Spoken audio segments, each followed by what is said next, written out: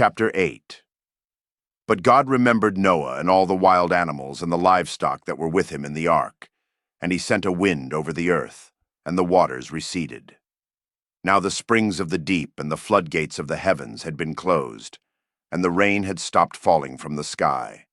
The water receded steadily from the earth. At the end of the 150 days the water had gone down, and on the 17th day of the 7th month the ark came to rest on the mountains of Ararat. The waters continued to recede until the 10th month, and on the first day of the 10th month the tops of the mountains became visible. After 40 days, Noah opened a window he had made in the ark and sent out a raven, and it kept flying back and forth until the water had dried up from the earth. Then he sent out a dove to see if the water had receded from the surface of the ground. But the dove could find nowhere to perch, because there was water over all the surface of the earth. So it returned to Noah in the ark. He reached out his hand and took the dove and brought it back to himself in the ark. He waited 7 more days, and again sent out the dove from the ark. When the dove returned to him in the evening, there in its beak was a freshly plucked olive leaf. Then Noah knew that the water had receded from the earth. He waited 7 more days and sent the dove out again. But this time it did not return to him. By the first day of the 1st month of Noah's 601st year, the water had dried up from the earth. Noah then removed the covering from the ark and saw that the surface of the ground was dry.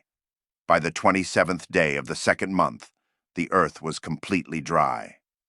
Then God said to Noah, "Come out of the ark, you and your wife and your sons and their wives.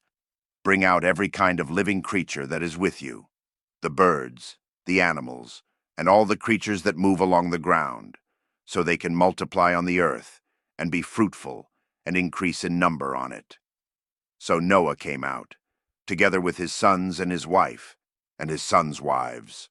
All the animals and all the creatures that move along the ground, and all the birds, everything that moves on land, came out of the ark, one kind after another.